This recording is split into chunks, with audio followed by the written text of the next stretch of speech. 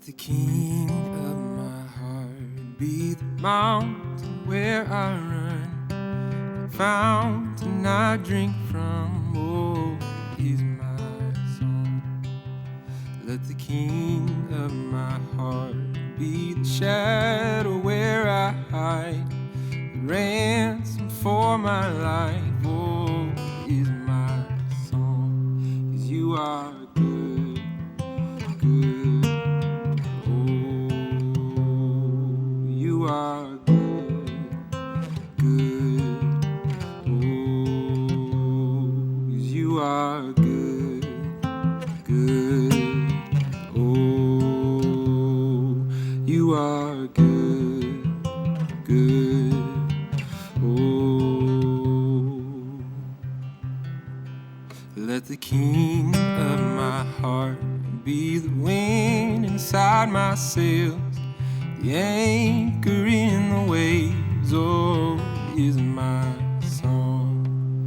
Let the king of my heart be the fire inside of my veins, the echo of my days, oh, is my song. 'Cause you are good, good, oh, you are good, so good, oh, you are good, oh, you're good, oh, you are good, good, oh, you're never gonna let me down. You're never gonna let me down, no. You're never gonna let me down.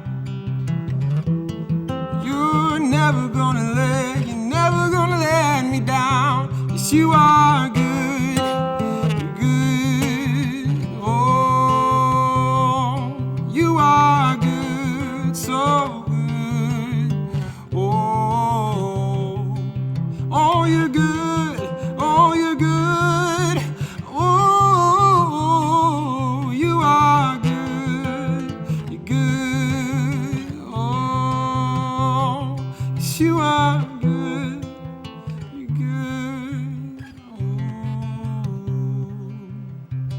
good, good, good, good, hey, good, oh, you're good, ooh, you are good, good, oh.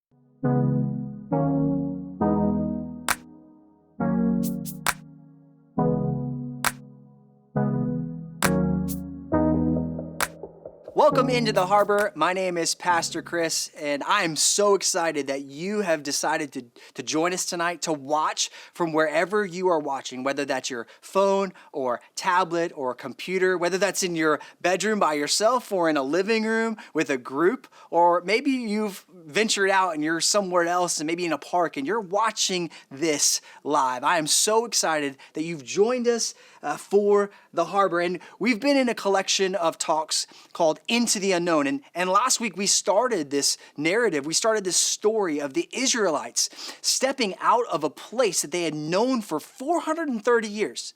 Some of the generations that lived in this only knew what it was like to be enslaved by the Egyptians. And so we're going to continue in this collection. And I've entitled the talk today, Rerouted.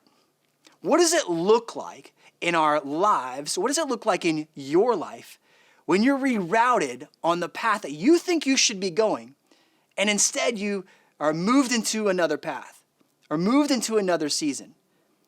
What does it look like when we're in the unknown and we're rerouted on a path that seems a bit more difficult or a bit more longer than we had hoped for? And we're going to see that with the Israelites. If you have a Bible, wherever you're following along, maybe that's the Bible app on your phone, you can turn to Exodus chapter 13 is where we're going to be. And it's the first couple books of the text, first couple books of the Bible. And just kind of capping what we talked about last week is that the Israelites left everything they knew. And Pharaoh said, hey, go. We don't want you here anymore. And so they gathered gold, they gathered silver, they gathered livestock and herds, and they left this place. And they stepped out into the unknown. They didn't know where they were kind of quite headed yet. They just knew they didn't want to stay where they were. They knew they couldn't stay where they were. Maybe you tonight feel that. You feel like, man, I've got to leave this place. And I've got to step out of what is known into an unknown situation or circumstance. And so we're going to see what that looks like for the Israelites. We get rerouted all the time. In fact, just recently I was headed to drop off a friend of mine who had purchased a car, and we were actually headed to another destination when he had said, hey, listen, can we go this way? Can we make sure we stop by this dealership? And it was an hour and a half just kind of out of the way of really where our destination was. And I said, sure, like let's go there. Maybe we can swing by there on our way back home. So we end up going to our original destination. And when I pulled up the GPS to get to where this dealership was, it pulled up and it had 3 different routes to go to.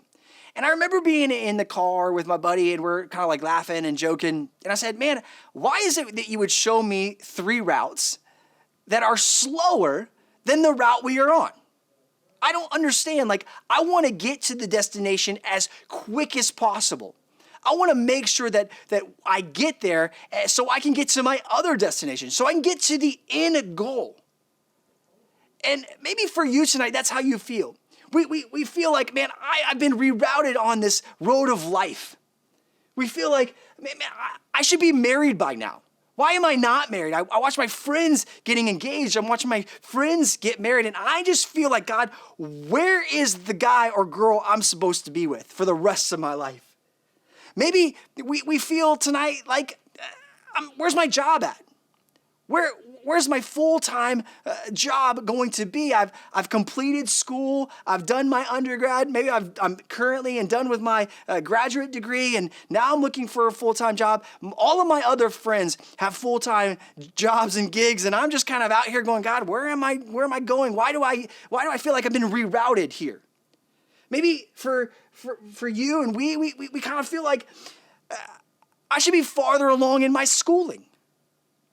Why am I 26, 27 still doing my undergrad? Maybe that's how you feel. The Israelites find themselves in a place exactly how you feel. And we're going to see that in Exodus chapter 13. They've left Egypt. And here's what it says. Verse 17. So when Pharaoh let the people go, God did not lead them on the road through the Philistine country, though that was shorter. For God said if they faced war, they might change their minds and return to Egypt. So God led the people around by the desert road toward the Red Sea. The Israelites went up out of Egypt armed for battle. Moses took the bones of Joseph with him because Joseph had made the sons of Israel swear an oath. And he said, God will surely come to your aid, and then you must carry my bones up with you from this place. Now, that gets into a whole nother history lesson that we're not going to have time to talk about, but if you want to study what Moses is talking about with Joseph's bones, go earlier into the book of Genesis, and you'll see this story unfold of how the Israelites end up getting and becoming enslaved to the Egyptian people. And so what is happening on this scene is that they have left Egypt. And there's this section of road where there's 3 different ways that can lead them out of Egypt.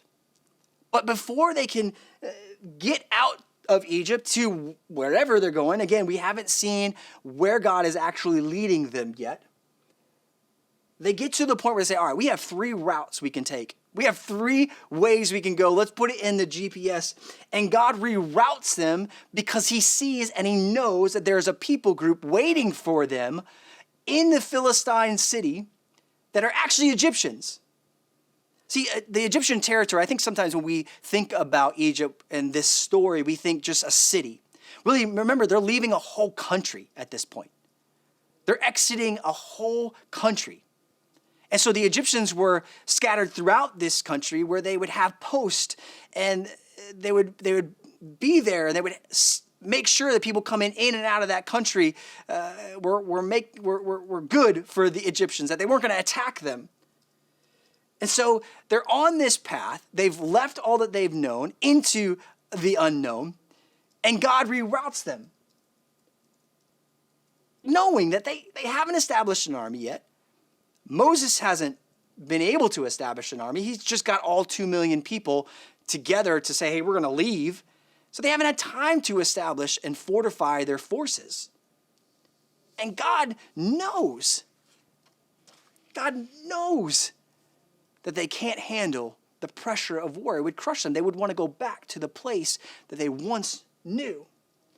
Here's what I believe you need to know from this scripture verse, from this text about being rerouted. You need to know this, that sometimes being rerouted is the right way, not the wrong way.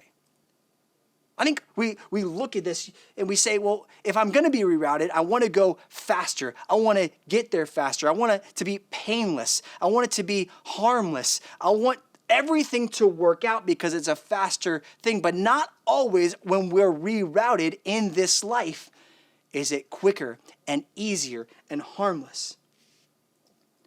Not all the time when you're rerouted by God is it a bad thing in your life. Maybe for you, the Lord is protecting you with something. The Lord knew, again, that the Israelites, if they headed to this city, that they would want to turn back. Maybe on this journey with Jesus that you are on, in your relationship with Jesus, he has rerouted you to your destination. Maybe it feels like you are at a place where it just feels so long. Like again, Lord, I want to be married by now. Why is it that I'm at this age and I'm watching all my friends get married and engaged, and yet I'm still single? Maybe you feel like, well, I want a full-time job. I need a full-time job, and I'm watching all my friends get these full-time jobs, and I'm still working part-time jobs just to make ends meet. Maybe for you, you are sitting wherever you are going, God, I thought I'd be graduated by now. I thought I'd be at a different place by now. Why are you rerouting me? Why is this painful? Why are you putting me in a position that is not at the destination that I want to be? I'd be curious for you, and for me too, that maybe God is not keeping you from something.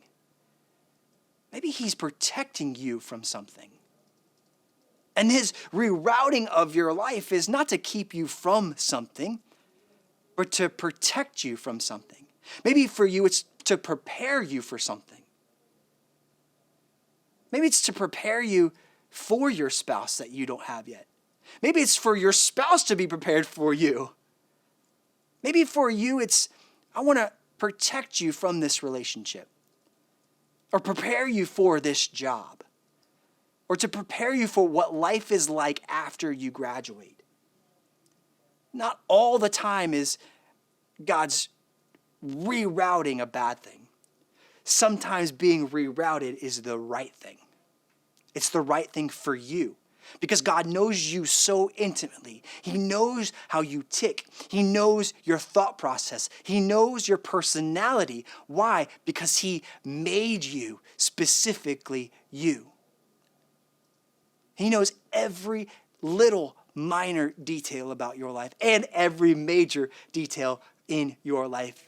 And so for you, the rerouting may not feel great. It may feel like the long way around. It may feel like I'm never going to get to who I want to be or what I believe, God, you've made me to be. Maybe for you, the rerouting is he wants to prepare you and to protect you, because sometimes being rerouted is the right thing.